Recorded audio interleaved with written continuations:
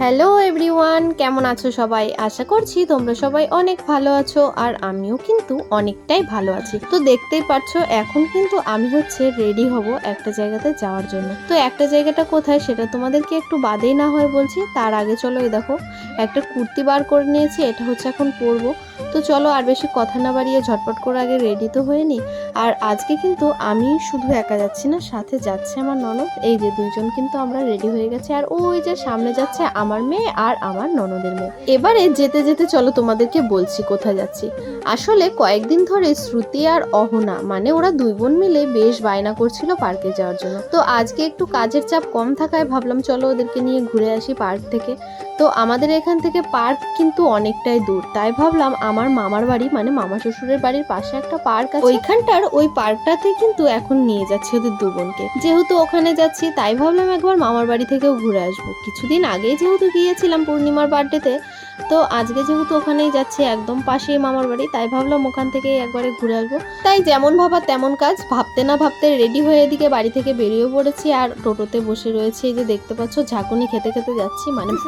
তো দেখো আমরা কিন্তু চলে এসেছি এই যে মামির বাড়িতে। এই যে মামি যে পুরো ঘেমে গেছে, কি চুপ করব। আর মামা ওই যে মামা ঘুমাচ্ছে, আর এই যে শ্রুতি এসে পিসিমণির কোলে উঠে পড়েছে। এই দেখো বাবু তাকাও, কার কোলে উঠেছো? বলো পূর্ণি পিপি, বলো কার কোলে উঠেছো বলে দাও। পিপিমণি। পিপিমণি এখন এতক্ষণ ধরে জিজ্ঞেস করছি, বলো একটু ভাবতে হয় তো, বলো ভাবতে হয়। আচ্ছা কি খেয়েছো সোনা? মাম্মা কি রান্না করছে? তো বেশি দিন হয়নি, ঘুরে গেছি আবার আসলাম, মাঝে মাঝে আসতে এই যে হয়। একটা সতীন, দেখো গুলুগুলু সতীন, সতীন। গুলুগুলু সতীন। ও কি টিকটক করে, চেতে দেবো, চেতে দেবো। তো দেখো টোটো থেকে নেমে কিন্তু প্রথমেই চলে গেছিলাম মামার বাড়িতে, আর ওখান থেকে এক পাক ঘুরেই চলে আসলাম একদম পাশেই পার্ক সেখানটাতে। এই দেখো শ্রুতি আর অহনা কিন্তু এসে এখন দুষ্টুমি শুরু করে দিয়েছে। শ্রুতি পড়ে যেও না, এই দেখো এসে দুষ্টুমি শুরু করে দিয়েছে। উঠবা উঠবা, এই যে পিসিমণি উঠিয়ে দেবে, আস্তে আস্তে চড়বা, পড়ে যেও না কিন্তু, হ্যাঁ পড়ে গেলে ব্যথা লাগবে জানো। কোথায় এসেছো এবার বলো তো, কোথায় নিয়ে এসেছি? এদিকে তাকাও, এদিকে তাকাও, বলো কোথায় নিয়ে এসেছি বলো। হ্যাঁ পার্কে। আর তুমি কিসে উঠেছো? আমি ঘুরাচ্ছি আস্তে আস্তে, হ্যাঁ নাহলে তুমি পড়ে যাবা, পড়ে যাবা আস্তে আস্তে। ভয় লাগে আমার, মেয়ে আমার কোনো কিছুতেই ভয় পায় না, দেখেছো এটাতে ঘোরাতে আমার ভয় লাগছে, কিন্তু ওর চড়তে একটুও ভয় লাগছে না। এদিকে দোলনায় উঠবা, চলো আস্তে আস্তে চলো, পড়ে যাবা।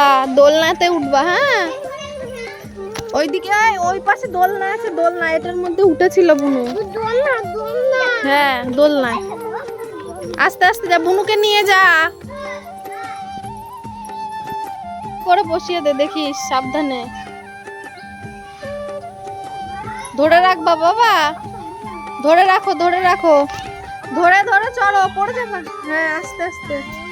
ওদেরকে পার্কে ঘুরিয়ে নিয়ে চলে এলাম আবারও মামার বাড়িতে। সন্ধ্যা সন্ধ্যা হয়ে গেছে, তাই কিন্তু মামি এদিকে চা করে নিয়েছে। আর সত্যি বলতে মামির হাতে চায়ের একটা আলাদাই মানে স্বাদ যাকে বলে। তো দেখো আমরা কিন্তু সবাই একদম বসে পড়েছি মেঝেতে, আর সবাই মিলে এখন জমিয়ে চা খাচ্ছি আর গল্প করছি। এদিকে অনেকদিন পরে যেহেতু এসেছি, নানান রকম গল্প কথা তো থাকেই, তাই না বলো।